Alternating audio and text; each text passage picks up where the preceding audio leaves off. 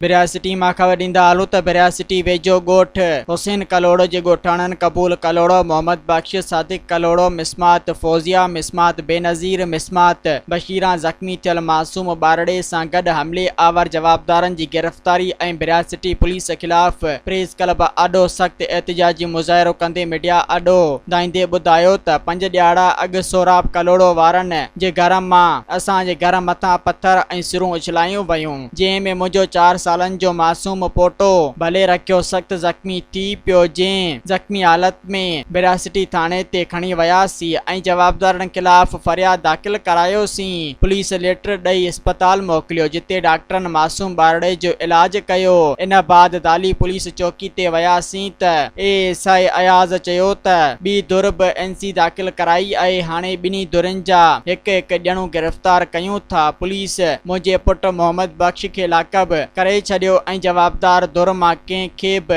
गिरफ़्तार न कयो। मां ज़ख़्मी मासूम नींगर खे खणी घर वटि पहुतुसि त घटी में बीठल हथियार बंदन सोराब कलोड़ो, आबिद, आमिर खान, मोहम्मद नियाज़, रज़ाक, रीनू, काशिफ, इसरार, गुलाम शबीर ऐं अणॼातलनि असां मथां लठियुनि कुहाड़ियुनि सां हमलो करे धक हणी ज़ख़्मी कयो, जॾहिं त रड़ियुनि ते छॾाइण लाइ आयल मुंहिंजे पुट सादिक ऐं संदसि अमड़ खे बि ज़ख़्मी कंदे घर अंदरि दाख़िल थी घर में भञ ढाह करे रोक रक़म 55,000, मोटरसाइकिल, मोबाइल फोन ऐं ॿियो क़ीमती सामान फुर करे मोतमार धमकियूं ॾींदा हलिया विया। हिननि DIG शहीद बेनज़ीराबाद, SSP नौशरो फिरोज़, सेशन जज नौशरो फिरोज़ समेत ॿियनि वस वारनि खे अपील कंदे मुतालबो कयो त फुर थियल सामान वापसि कराए हमले में मुलविस जवाबदारनि खे गिरफ़्तार करे तहफ़्फ़ुज़ ऐं इंसाफ़ फराहम कयो वञे।